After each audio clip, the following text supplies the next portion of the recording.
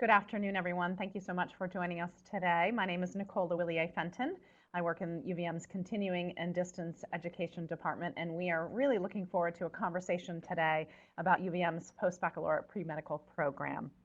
So we'll get right into it. A few logistics before we dive into the content of today's presentation. Everyone who is joining us on YouTube, welcome. You can put any questions into the chat box on YouTube. We will then get those questions over to our presenters today to answer those for you. If there's a chance that we didn't get to your question, a woman on our team, Kelly, will put our email address in the chat box so that you can certainly follow up with any questions that you may have as well. And we'll do our best to end this webinar on time today because we know you all have plenty of things to get back to. So we're really happy that you can join in this conversation. So what is on tap for today? We'll go over quick introductions, and then we'll talk about the benefits of UVM's Post-Baccalaureate Premedical Program, what is unique to the program here at UVM. Our student perspectives, we have a student joining us. Nick is joining us as well remotely, so we're going to hear from him in a few minutes about why he chose the program, some of the benefits of the program, and what his next steps are. So we're really looking forward to that. And also many of our Post-Bacc Premedical students, current students and graduating students, are on the front lines helping out during the coronavirus pandemic. We'll see some of the experiences that those students are having as well. And something very unique to our program are the numerous outside of the classroom opportunities for students to build an incredibly strong candidacy for their health careers and applications into health schools going forward. We'll learn about that.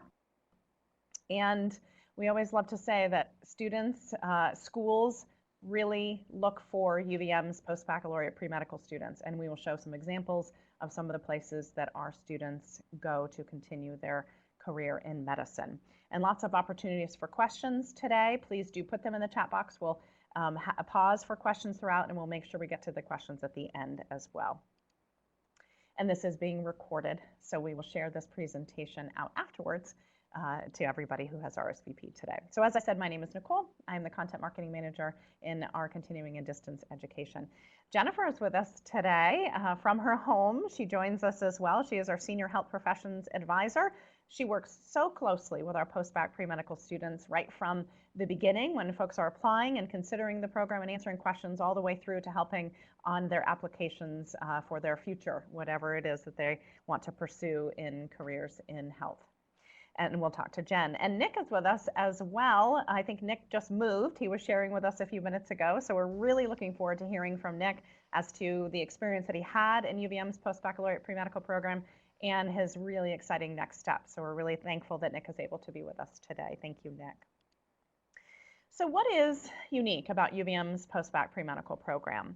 And I'm going to have Jennifer share some of this information, but some of the things that we hear time and time again as to why students have chosen UVM for their Post-Bacc Premed program is access to University of Vermont's Medical Center, a level 1 trauma center, and also integrating into the UVM Larner College of Medicine. We hear so many times, and Jen, I want to hear your take on this, that our pre-med students feel integrated in with a medical school, and they really are almost seeing the dream of what they're trying to obtain and what they're working towards right in front of them and being a part of it. So it makes a huge difference.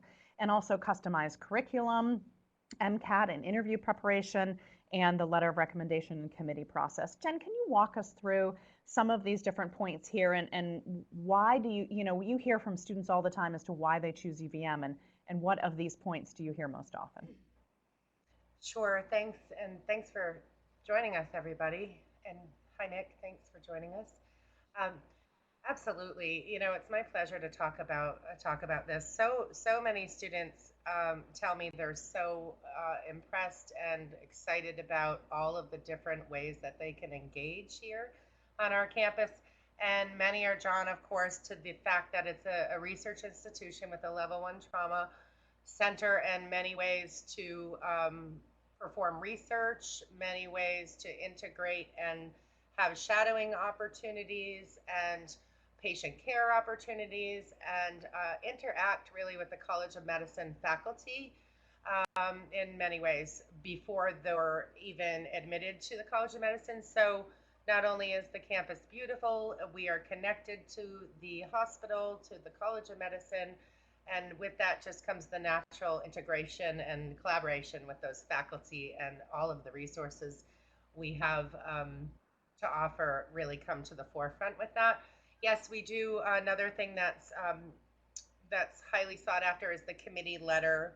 So those who are applying for medical and dental at the end of their program with us, we work very closely throughout the program to make, like you say, a very detailed curriculum that tailors to the needs of the students and what their goals are and where they want to become accepted. So we work very closely with that, oftentimes building the curriculum very, very intentionally to maximize any credits that they have coming in, to broaden it out, to build depth into any areas that they're very interested in. Like you had mentioned in a previous slide, public health. We know we have a very strong public health program here. And so that all coupled with the committee letter process, which is a comprehensive letter for students to use when they apply to their medical and dental schools, is usually one of many of those things are what we hear students are excited about. On this next slide, Jen, too, are a few other points that I know that we talk a lot about as to what draws students to UVM's program and the linkage agreements. I know Nick was talking to me when we were talking about this webinar, as some of those opportunities are really enticing for him, and the committee letter process. And those outside of the classroom learning opportunities. We're going to dive into those a little bit more. But Jen, can you touch on some of these other things too, the specialized tracks and the very tailored academic support? Sure. I was just having a conversation with a prospective student earlier about, he asked the question about, how many students may switch their track, maybe change their mind. And, there's many opportunities to explore, and that does happen sometimes. And that's what the program's about, right? So we might, if somebody's on the fence for maybe they want to go to PA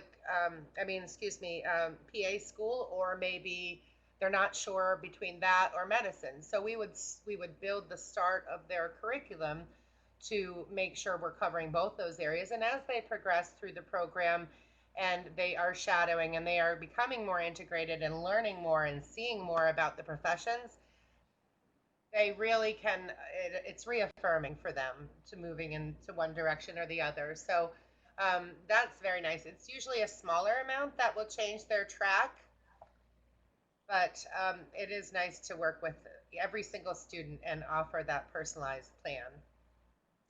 And I did just pull up the slide too, just looking at the different tracks that we do offer here at UVM, and I won't read those. I'll keep that slide up and let folks a chance to take a look at those. Nick, I want to toss this over to you. So if you want to just unmute yourself, thank you. These are some of the things that really appealed to you about UVM. Can you share with us why UVM? What was the deciding factor for you to make UVM your choice for your post-bac pre-med program? Yeah, absolutely. Thanks for having me on the webinar today.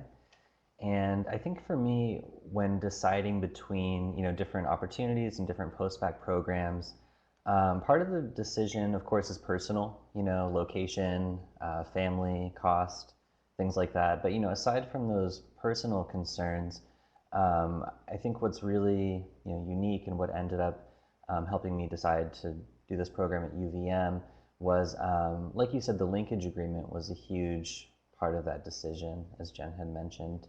And I would say for anybody thinking about different post-bac programs, knowing that you have the opportunity to, as long as you do reasonably well in the program, to be guaranteed an interview at a DO or MD school is, it's honestly a huge relief and kind of a security net as you're taking this big risk to probably quit your job and change careers and pursue medicine. So that was a big part of the decision for me. I think also being in an academic medical center was really important. So I knew I would have access to research, I would have access to patient care, and I would be in an environment around physicians who are used to having trainees, having students, and kind of giving them opportunities. I would say one more thing also, just being sort of familiar with the area. I lived in Vermont for a number of years before attending UVM, And it's just a really collaborative environment, and it's really easy to work with people. The population's pretty small in Vermont, and there's people doing really interesting work. And I found that it was just very easy to get involved with projects and to find opportunities. Great. Thank you, Nick, so much. So I want to keep you on camera and on the spot a little bit longer. Tell us what's next for you. I'm really excited at this opportunity for you. And then as you're thinking about the start in fall, how well do you feel UVM's program has prepared you for what's next? Yeah. So I'll be starting medical school, the MD program at Brown University in a couple of months. So I have a few more months before that begins after applying last year. And I mean, I think the UVM Post-Bacc program prepared me really well for this in a number of ways. I mean, I would say that in terms of my application, this program it provided me enough structure to make sure that I was getting everything done in the right timeline. The medical school application is pretty complicated. You know, there's a lot of essays that you have to write, a lot of letters of recommendation, hours that you need to be logging and committing and describing what you're doing to prepare yourself for medical school. And I think that this program provides a lot of structure for making sure that you're getting everything done, not only on time, but actually early. And so I think a big part of the reason that I had a successful application cycle was because of that structure. And then academically, I think that, of course, like organic chemistry is probably, pretty much the same anywhere you go. But I will say that UVM, the chemistry program in particular, is really excellent. And I was able to meet a number of really wonderful professors at UVM who kind of take the post-bac students under their wing to a certain extent and are really interested in their perspective. And so I feel academically like I'm prepared. I'm obviously a little bit nervous, not from a science background, but I do think that the opportunities that I had at UVM put me in a good position to be here now. That's so great to hear, and we're so looking forward to seeing what you do. And I think it's important to note that so many of our students in our Post-Bacc Premed program have a liberal arts background. And I think, Nick, when you and I were talking and doing some prep for this, you said, I hadn't taken a science class since high school.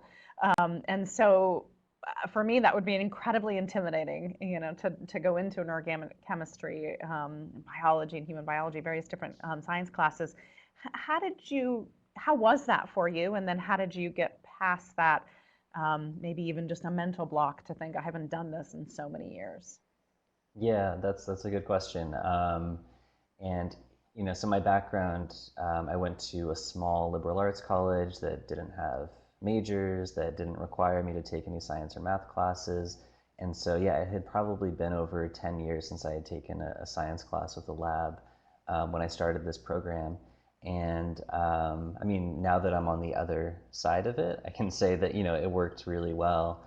I came up with a study plan, and I think it really helps being a part of a community with other post-bac students, picking up study tips from people who have been through it, and just kind of sharing what's working and what's not working. You're kind of put in a bit of a pressure cooker trying to do everything on a short timeline.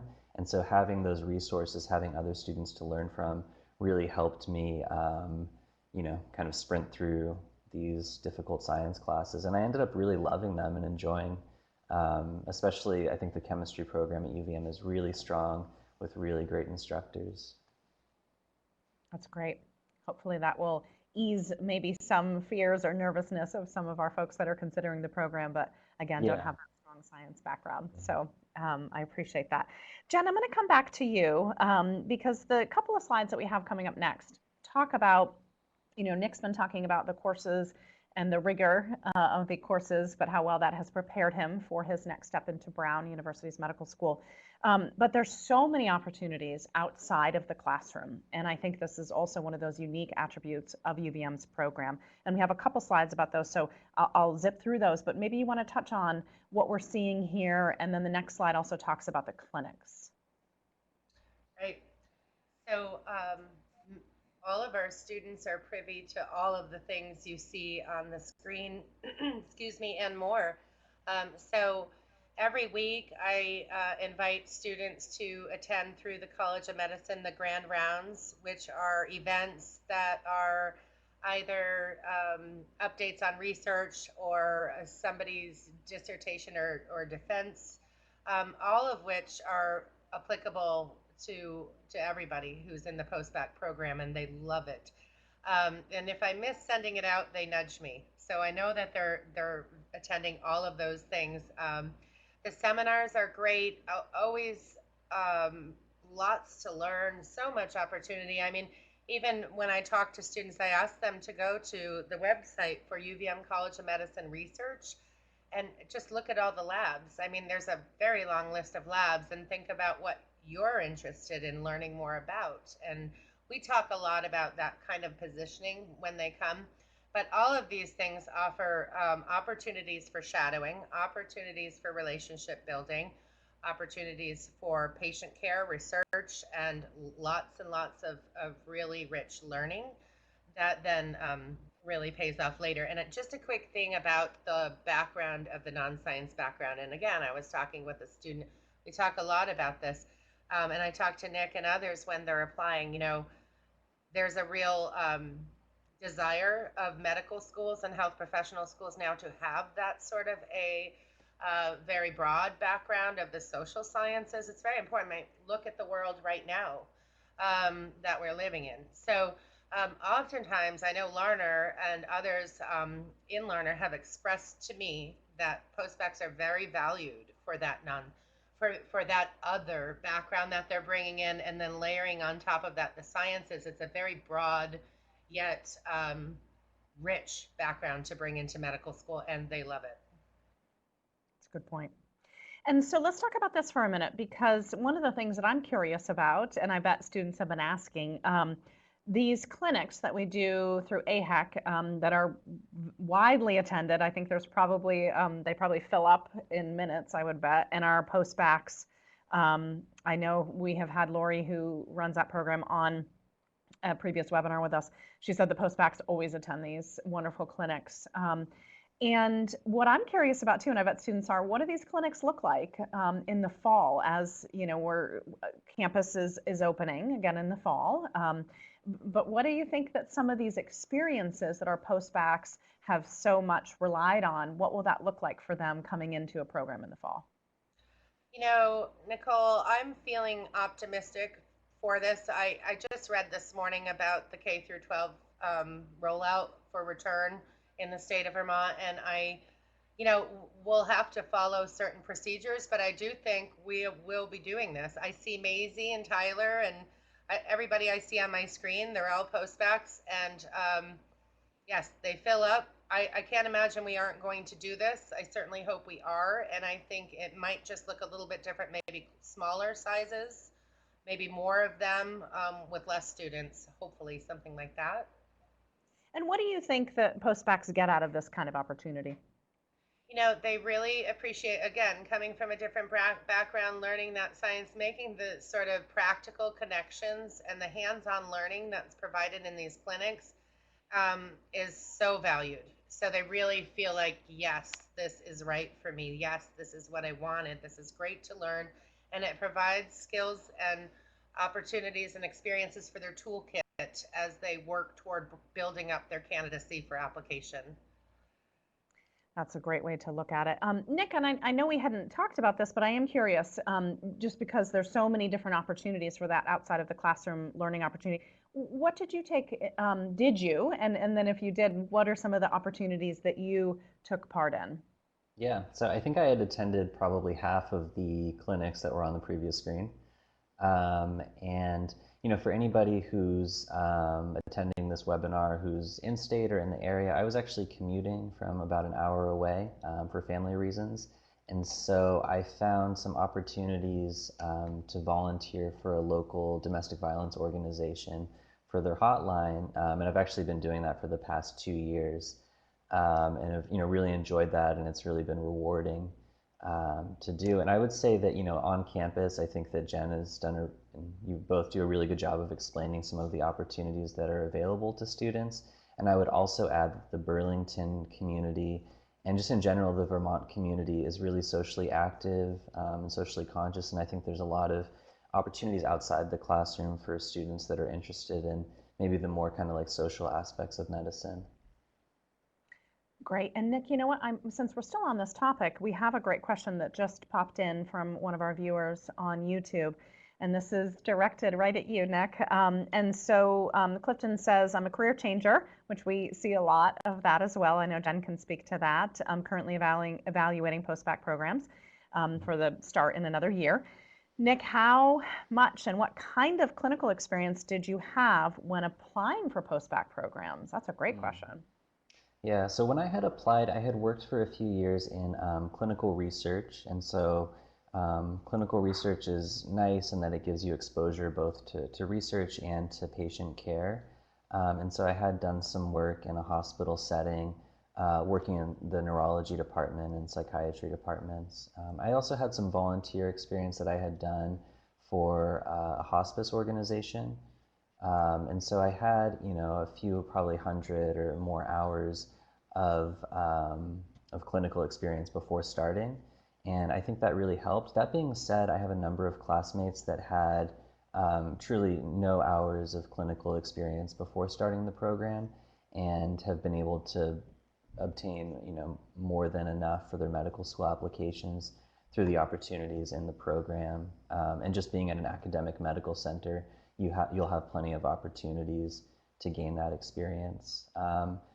So I think especially with medical school applications, having clinical experience is really, really important. So find it however you can. But I don't think that well, Jen can speak to this more than I can, but I don't think it's necessary for starting this program. Great, thank you for that perspective. I also really appreciate the question, and I'm not sure if this was from Clifton as well as a follow-up question, but it's a great one for recommendations as to how to build experience in the midst of the COVID situation and how has COVID impacted volunteering and shadowing opportunities. Looks like Jen's having a little trouble with her camera. And Jen, it's okay if your camera's not on. If we can, still hear you, that's probably equally as important. And one of the things that I'm glad that you asked this as I have this slide up as well, because so many of our current and alumni of the UVM Post-Bacc Premed Program are actively volunteering amongst this pandemic. You can see a few different video clips that are sitting there as well, and there's also a new podcast that we launched, and we can we'll share a link to that as well in the follow-up. We'll make sure that everyone who is with us today will have links to the podcasts and all of the videos with our post-bacs who are talking about the experiences that they're doing right now and the work that they're doing. And for an example, Jasmine, who has just recently graduated, she's in the process of applying. She has been a research assistant, and this is amongst the pandemic. And so these opportunities are still there. They look a little bit different. I don't believe Jasmine was going into the ED on a regular basis because of the pandemic. She was, in fact, helping from research from remotely, but she was going in to conduct hearing screenings in the NICU, the neonatal intensive care unit, every week, several days a week. And so those opportunities were still happening, just different protocols, obviously walking into the hospital than previously. Evan, who is a current post-bac student, is a very active EMT volunteer, and we see that a lot, and I bet Jen can speak to that as well. Heather, who's on the bottom there, she is also an EMT at a different rescue. And I know that both Heather and Evan had said when they shared their story with me that probably Jen told them this is a great way to get some experience, and that need. In fact, Evan was sharing with me that he's stepped up to volunteer more because several volunteers on Essex Rescue had to kind of step back due to high risk or family members that were high risk. And so he was able to actually increase some of his volunteer hours during the pandemic. And Carolyn she completed the program just recently, and she is an LNA. And what's really fascinating about Carolyn's story is that she is on the COVID floor at UVM Medical Center. It wasn't the COVID floor previously, obviously, but the floor that she was particularly serving as an LNA got designated as the floor that would be receiving the COVID patients. And so she has been in the front lines of a pandemic, and she was there the day the first confirmed COVID case patient arrived at University of Vermont Medical Center. So these kind of experiences are available to our students. And Nick, and I know while Jen, I know we can still hear you, Jen, but I want to pass over to Nick just 1 second before we come back to you. What have you been doing, Nick? And I know you've said, you're not on the COVID floor, obviously, but what are some things that you have been able to do to keep connected during the pandemic to healthcare? Yeah, so I'm working in the neurology department at Dartmouth-Hitchcock, which is about an hour and a half away from UVM. And our clinical research is pretty much continued. I'm working on a lot of projects that are testing distance delivered interventions, so kind of telehealth interventions. And of course, right now, this is a really good time to test those different programs for improving people's health. I do know I've been helping one of our researchers get a study started looking at olfactory dysfunction in patients with COVID-19. And I do know that there are some folks at UVM who are also looking at the neurological impact. And, I think that everyone's life has been affected in some way by COVID-19. And I think in the research world in particular, people are trying to find new ways to adapt their practice to this disease that's probably going to be in our communities for a while. And so I'm sure there's a lot of opportunities, no matter what your interest is, if it's psychiatry or pediatrics, that there's some way that you can be involved with the response, either clinically or through research. So I've been working in the research side, and although I haven't been on the floor, in the COVID floor, we've been finding ways to continue to see patients and to do our research in the midst of the pandemic. Great, thank you. And thank you for continuing to pursue that experience as you prepare for med school. Jen, I know your camera is a little frozen, but we can still hear you. So have you had a lot of students asking for additional volunteer or opportunities, or have you seen things change as a result of the pandemic? Well, I think I know that certainly the hospital had, since I guess March up through the end of summer, they have said no, they're not accepting volunteer applications right now. They did indicate they planned on resuming that in the fall. I think what I'm seeing is like you say, most post-bacs that are current students that I'm talking to are really looking at finding creative ways to serve the community at this time, knowing that they can and they want to. And so they find creative ways to do that. I know that some are continuing to work on issues of food insecurity. I know that working with the elderly population is another popular thought that students are pursuing. And then we have, a whole group, really, when you look at education and what's happened, a whole group that are really moving into leadership and academics. So they might be tutoring, they might be serving as a TA, even for classes, reviewing what they need to for their own learning and strengthening their skill toolkit for the MCAT while they're tutoring. So people are finding ways, and certainly there are clinical ways depending on what you have in your skill set to offer and what your interests are. So it's a little bit different, like Nick said, finding ways to adapt. I think we're all doing that on every front, probably in some way in our lives, like you say. So. Absolutely. And so one of the things, thank you, Jen and Nick, for that insight and that great question as well from Clifton. Two questions from him. So I wanted to just pause for a moment. We're going to switch over and watch a quick video. One of the things that we've talked about is to the medical school. and the connection over to UVM Medical Center. And one of the things that I was struck by a student sharing with me a few years ago is that they sometimes don't even have to go outside to get to have that experience in the medical school. They could be studying in the medical library, in the med school, head over to their volunteer opportunity because it's all connected. Physically, the buildings are all connected, and then they can head back over to take a class or back to the library and studying after their volunteer or their work is done at the medical center. And so we wanted to take the opportunity to show you a little bit of that connection and some of the campus that you hopefully will join us in the fall or soon. So my camera's turning off. Jen and Nick will be back with us in just a moment, and we're going to take a quick look at inside Robert Larner College of Medicine.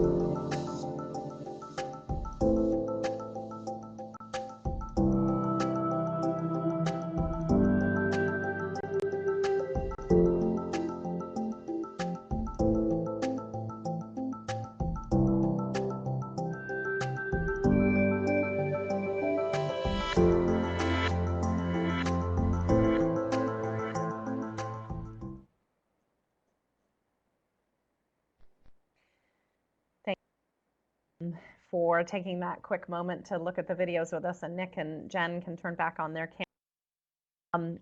It was great too, and I bet Jen probably noticed a few of our post-bac students in some of those pictures as well. So Nick, I'm going to have you turn back on your microphone for a moment, because how impactful was that for you to be a post-bac student, a pre-med student, on the path to a career in medicine and to be integrated into the med school and the medical center? How much did that impact your experience here?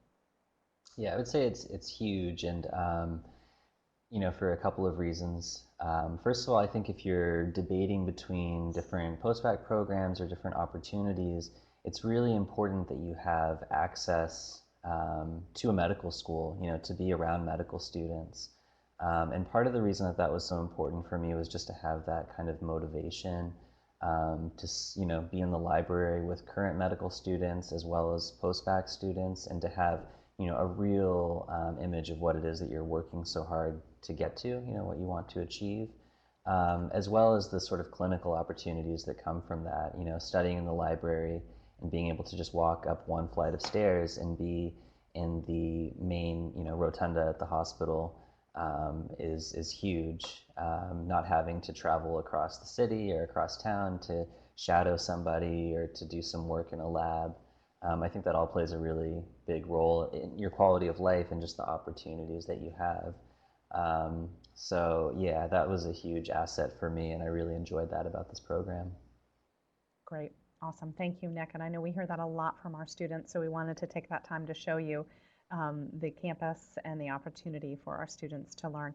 I do see some questions coming in from Casey. I'm going to get to those in just a moment. Jen, I know your camera's acting a little funny, but we can still hear you. So Jen, I have some slides up about just some of the sample curriculum. Do you want to just give us a quick overview of what we're seeing here? Sure. So depending on what track you come into the program pursuing, and I see what we have here is the dental track and the allopathic and osteopathic medical school track. So what you're seeing here is the core. The core, it's a suggested track, it's a model, and it's the core. So if a student perhaps had already taken physics in their undergrad or maybe biology, that's an example of where we would tailor the curriculum to meet their needs. So what we're seeing here is just kind of a sample. And then this slide, and several, I think we've got 3 or 4, maybe 5 slides in this series, and we're not trying to read off all of these schools. But Jen, what does this say to you in terms of the caliber of medical schools and the opportunities that our students have? Well, it's certainly the most rewarding part of well, I love every part of my job and working with all the post-bacs. The most rewarding, of course, is this part, like with Nick, hearing about all of his offers and all of the interviews, and then hearing about his success in choosing a school. Because I mean, Brown, I was so excited to hear you got accepted to a lot of schools, Nick, and your choice of Brown is excellent. But that is an excellent program. I mean, some of the programs you're seeing on the screen are, I mean, they're top shelf programs, top shelf medical programs. Many go to Dartmouth, many go to those, and so it's fun, and it's certainly rewarding, and it's great to watch the students really go through that process from start to finish, and going, making it to where they wanted to be. And Jen, on this slide, also, can you just touch on some of the, this is a reflection of the different tracks that we have for our post-bacs, but maybe just touch on what we're seeing here. Yeah, so, we have, again, Case Western, Johns Hopkins. Look at some of these schools, Tufts, Boston, and PA schools. For PA, I don't see that here, but often we have students going to Tufts and Tufts Medical. So it's a great sort of example of how we have alums and networks all across the country at all these different schools, and it's something that's a wonderful part of our program. And here is the physician assistant list as well, and this is just a sample. So this is great. Love it. Yep, veterinary. And we also have a track for veterinary school, and so when we see some of our students that land at some of the most prestigious vet schools as well. Oh yes, absolutely. And then, I think this is kind of an other category, which is kind of interesting because you've said too that some of the anesthesiology assistant programs have really been growing, an interest area for our students. So what are we seeing on this slide, and what are some examples of the paths that students have gone down? Right. So, and there are times when students get very interested. They might be doing research in a particular area. They might decide and become very passionate about it. So PhDs in neuroscience, psych, all of these have happened as they have moved through the program, working in different sort of having, different exposure to different things, really feeling the fit for them has then just, motivated them to sort of branch out a little bit. And so we are seeing, the genetics counseling is very popular. Yes, anesthesiology assistants are popular. And sometimes, this works really well for students. It really depends on the student and what their long-term goal is. Great, thank you for that. And we're going to get to some of the top questions that students ask, but I want to come back around to some of the questions that are coming in. And Jen, I think this one, these next two from Casey might be best directed to you. Casey says, I'm in my senior year of my bachelor's program and would like to apply for the Post-Bacc Premed Program to start either the summer or fall of 2021, excuse me. Casey says, what does the application process look like? Which is great. These are our next couple of slides, so perfectly timed, Casey. And what is the recommendation for a timeline to submit the application? Feel free to answer when the topic comes up. And so this is perfect timing. So you know what, because Casey's asking that question, I'm gonna zip over to this slide real quick and we'll go through the application process and then we'll head back over to some of those frequently asked questions. So Jen, can you walk us through this for Casey and everybody else? Sure. Students are asked to fill out the online application. There is an application through the centralized Post-Bacc CAS, or you can do just the UVM Post-Bacc application. So there's a choice there, both of which are online. We ask for a strong personal statement, and I do see Catherine Lamberti looks like had also a question before Casey about letters, so we'll talk about that too. If you don't have an academic letter, like you mentioned, because it's been a long time since you have graduated from your undergrad, or perhaps, large classes led to not really knowing who to ask for an academic letter, it is recommended, but you can bypass that by providing us a letter from a supervisor, maybe 2 letters from somebody else, you know, and we can talk about that more, Catherine, so that shouldn't be a problem. Personal statements are very important. We want to know you. We want to know what you bring to the program and what your goals are, your aspirations, your passions. And then we work with you on all of that, of course. So much of what we do is getting to know you, to know what your goals are, and then working together to reach those goals. Unofficial transcripts are fine. Those can be online, uploaded. Those, if it's an international transcript, we would want that translated by World Education Services, so we could take a look at that. And I believe there is a $50 application fee, and that can be waived if that's a problem. So just any applicant can let us know, and we will consider waiving that. The timeline. So the timeline question, and I spoke with a prospective student about this morning. And I apologize that I have no idea what's wrong with my camera, so I apologize. I said, you know, if you know you want to come here, and you're still an undergrad and you're not graduating yet, or you're just not ready, you can put yourself in the queue and apply, and then you can defer up to a year. So, you know, in terms of timeline, do what works for you. You can start the program fall, spring, or summer. So it's, and you can defer to any of those. So I hope that helps, and let me know if you have more questions. I'm happy to answer them. Great. Thank you, Jen, and thank you, Catherine and Casey, for asking those questions. And I see one more as well. We'll get back to that in just a moment, and that specific question for how long Nick went through the program. So we'll come back to Nick in just a second. So Jen, I want to come back to these. And I realized the headline says top 4 questions, but I had added a 5th one and didn't change the headline, so sorry. Because I added in, will classes be on campus this fall? Because that is certainly a question that we're all getting. So I just wanted to maybe make note of these questions that you get a lot, Jen, and maybe just walk us through some quick answers. And maybe those answer some of these questions that students are having as well. Sure. Yes, we are very hopeful, and we are planning. We're planning to move ahead on campus this fall. The program, and I do see a question about this, and it's directed to Nick, and he'll have a great answer. But from my perspective, in years working through this, the academic program, to complete the academic piece, that would take approximately 12 to 18 months. And the overall depends on what you're coming in with in terms of clinical exposure, shadowing, leadership care, all of those things. How much will it cost? You can see that in the snapshot right there. Will you be in a cohort with other students?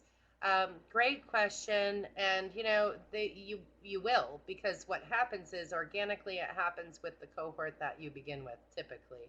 When you start in the summer people get to know each other. Then they, you know, you certainly branch out and get to know everybody, but typically you kind of find your pack and work that direction. And I've seen that often occur. So that lots of collegiality, lots of collaboration with Post-Bacc. So that's been wonderful. Are there research, volunteers, shadowing, patient care? Yes, all of the above. All of the above, and I think probably Nick can speak to a lot of that as well, and maybe share a little bit about what he did when he was here, so, and how he did it. Great, thank you, Jen. And also just in terms of deadlines, just looking at that July 1st deadline for the fall start. And so just keeping that in mind to get that application in. And as Jen mentioned, the start can be deferred, and there starts fall, spring, and summer. So Nick, let's go back to you and toss this question over as well. How long were you in the program? And would you recommend being in the program for a longer time, accruing more clinical hours, or going faster and applying earlier? What do you think about that? Yeah, that's a great question. So I did the program in a year. And so for anyone that, you know, really wants to rush through, that it's really important to get it done in a year, it is possible. I don't know if, you know, I would recommend it necessarily. I think that at least for medical school, the application process is really demanding, really expensive as well. So I think that it's worthwhile to wait until your application is strong and apply then. And so for most people, I think that accruing more clinical hours is always good. From what I learned over this application cycle, I think more and more medical schools are looking for people that have a lot of clinical experience, a lot of clinical hours, and sort of a compelling story to tell. So if you're starting the program with clinical exposure, you can rush through and get everything done. But I will say that one of the advantages of taking more time, either taking the coursework over a couple of years or just having more time to pursue research or clinical exposure, is that you get the chance to really get some of the benefits of being at UVM. You can develop more relationships, get more access to research if that's interesting to you, or just opportunities like Jen was mentioning to work as an EMT or an LNA or in some other capacity. So I think that taking more time is probably better in the long run to make sure that you have a strong application, and that's what most people do, and I think are probably happy that they did that. Nick, did Great. you do the academic? You did the academic portion in a year, and you Mhm. did remind me you came in with a fair bit of clinical already. Is that right? Yeah, so I think I entered, I had worked in clinical research for about 5 years, so Right, I had a lot of those boxes kind of checked already. I right. didn't have any formal shadowing experience, so that was something that I did, and of course got more volunteer experience. But I started in the summer of 2018 with general chemistry 1 and 2, took organic chemistry, biology, and physics during the fall and the spring. While studying for the MCAT. I took the MCAT in June of 2019, took biochemistry over that summer, and then finished my application in July of 2019. So for anyone who wants to rush through, it is possible, but I think taking your time is probably wise. Great. Thank you for that perspective and that follow-up question, Jen. Jen, we also have another question that came in that is from Aki that says, for international students, if my student visa is not issued on time for this fall 2020, will I have the alternative to start the program spring 21 or on? And I believe the answer is yes, but can you clarify that? Yes, absolutely. Aki, thanks for the question. Um, Absolutely. It does take some time. For example, if you get your application in as soon as possible, then what we have to do is work right away on your program plan. There's a process to getting that visa, and it does take a little bit of time. But certainly, the sooner you get your application in, the sooner we can begin that process.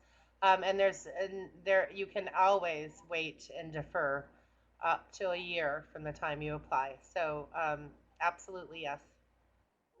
Great. Thank you. And thank you for asking that important question. I'm just going to toss it back out to our viewers on YouTube if there's any other final questions, because we're going to wrap up here in just a moment. And I just have the slide up again, just if you're thinking about the fall, the application deadline, and email addresses and phone numbers. And obviously, we're not in the office at the moment, but that number is checked if you do leave a message, and our website to learn more about the Post-Bacc Premed program. And as I mentioned, we'll follow up with the recording of this and links to the podcasts and the videos of the stories that we've been telling with our Post-Bacc Premed students as they've been helping out on the front lines of the coronavirus pandemic. So I also just wanted to maybe come back to Nick for just a second. I know to put you on the spot, but you've done so well with that today, is kind of those parting words, Nick. If folks listening today are, as many students, they're considering UVM as part of a mix of some other schools, why would you recommend this, for the elevator speech, why would you recommend UVM's Post-Bacc program? Yeah. Well, we've probably touched on a lot of the reasons already. I would just say for anybody who's debating between different post-bac programs, myself, I was thinking about whether I should do a structured or unstructured post-bac program, and I think it's really important that you have a linkage agreement no matter what program you decide, making sure that it's at an academic medical center so that you have exposure to research and patient care, and also that committee letter that we, I guess, didn't really talk about a lot, but as a student in the post-bac program, you're given access to a letter from the UVM committee, which basically is sort of an endorsement on your behalf, And I think that adds a lot to the strength of your application. Of course, these are all things that UVM offers, and I think that really helped me. But I would just say for anybody looking, debating between programs, look into those details and make sure that the program has those features for your application. Great. Thank you, Nick. That was a great summary. I really appreciate that. Jen, we do have a couple more questions. Want to come back. Looks like Marley's asking, and it's okay for backtracking, not a big deal. That's why we're here. Since COVID has terminated a lot of the in-person clinical opportunities, do virtual remote opportunities count? And I would love to see what you think on the counting. I certainly know just from talking with our current post-bac students that they are doing those virtual research and opportunities currently. Jen, I would imagine that medical schools would count this because we're all in the same boat in terms of virtual opportunities right now. Certainly, I absolutely, I can't speak for specific medical schools, but I do know that there have been conversations with all the pre-health advisors around the country. So I'm involved with a group where we've had a lot of discussions about this. And like you say, we are all on the same path. I mean, we're all in this together. It will be different. Certainly these count though. If you're saying count, I mean, I guess the word count is interesting. That would depend on the schools. I would say yes. I can't speak for them. And certainly they count in terms of experience. And it's your building your portfolio of experiences. And yes, we have many doing that now. I've got many students in application right now who are doing they're continuing to do their research virtually. And volunteering is continuing. So I guess it really depends on what it is. But I do think it will continue, and we will see creative ways of making this happen. So and I see too, medical schools and dental schools are appreciative of the drive and the continuation and the determination to continue to be volunteering and doing research and continuing to be helpful. When I speak with a lot of our post-bac students, they have such an urge to get in and help. And they're so close, to their medical career and their aspirations that it's really driving that passion that they have. Another question from Casey: what opportunities are there for scholarships or other help financially? Jen? So we have a scholarship you can apply to on our website. It's in the fall. It's the Hillman Scholarship. And then for those who choose to start in the summer, typically you would get a second course free. So like Nick said, he started with, I think, General Chemistry 1 and 2 in the summer. Those students get the second course free, and that's a scholarship opportunity. We are always trying to get creative with helping students in terms of scholarships, but certainly we work with the federal financial aid process and all of that to maximize that. And Casey, you can certainly get in touch with our enrollment team, myself. I can have a phone meeting or an online meeting with you to get your questions answered, because it sounds like you have more. So I'm happy to do that. And it does seem like Casey has some more questions as well, Jen. So Casey, I just put the slide back up with our email address. And that absolutely just say, following up on Post-Bacc Premed webinar questions, can I talk to Jen? And I suspect they will get you right to her. Thank you both. Thank you everyone who have asked such great questions today and been with us. We really appreciate your interest in UVM's Post-Bacc Premedical Program. Nick, thank you so much for taking the time out of your busy day. We wish you so much luck. And I know you don't need that because you have put in the hard work, but we're really looking forward to seeing what you accomplish at Brown in the fall. And Jen, I know we can't see you, but we hear you. And thank you for sticking with us today, despite a little bit of a camera issue. And we will send out the recording of this and any follow-ups here as soon as possible. Thank you, everybody, for joining us. Thanks, Nick and Jen, and we'll have a great afternoon. See you soon. Thank you.